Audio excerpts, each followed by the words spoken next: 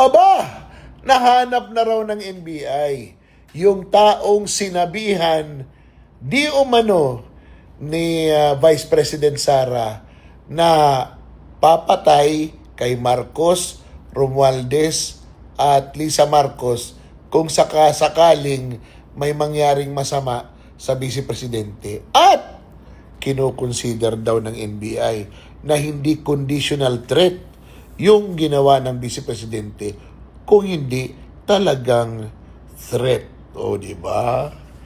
Ibang klase. After ni raid yung KTV bar na sinasabi nilang merong prostitusyon, nakakasuhan yung anak at asawa ni Mike Defensor, na klaradong-klarado naman, no? Na meron talagang sablay dahil di umano ay isa sa mga customer na nandun sa raid na yon ay yung presidente ng Wakwak Golf and Country Club. Tapos, pinaalis. Ay, naapo. Yung NBI, mukhang, ano ba yung isa nila doon? Integrity. Parang, huwag nyo naman bawasan, sir. Alam nyo, mula pagkabata ko, doon ako nakatingin sa NBI.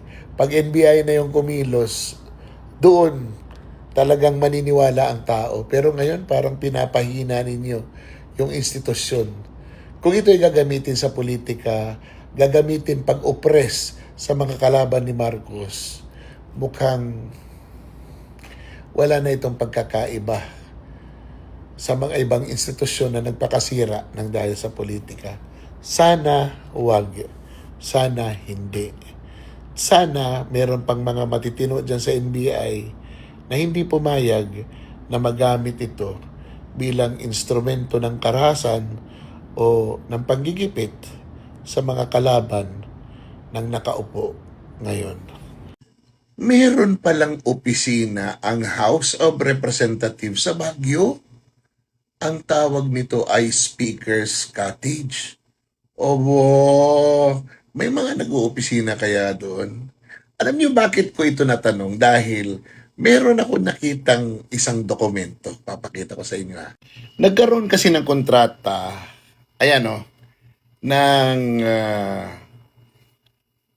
installation and testing, commissioning of electronic communication equipment doon sa 4-story building na yan sa Baguio City na pag-aari ng House of Representatives. Ang amount nito ay nasa 39 million, mahigit.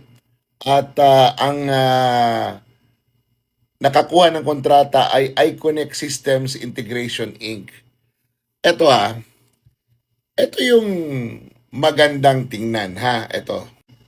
Ang nag-approve ng kontrata ay si Honorable Yeda Marie K. Romualdez, yung chairperson ng Committee on Accounts. Kita nyo? This was in 2024. Ang tinatanong ko dito ay, was this a necessary expense for the government?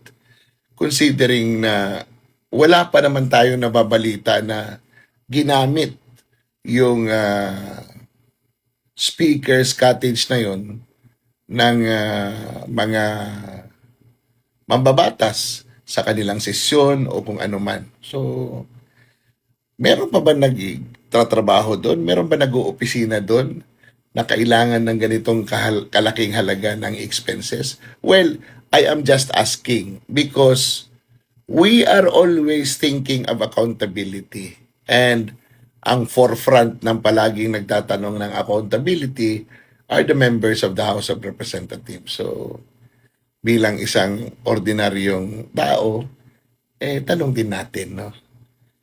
Was this an expense necessary for the government? And nagkaroon ba dito ng Magkano? Di ba? Kasi it's 39 million eh. Parang isang tulay na rin yun sa Ilocos Norte.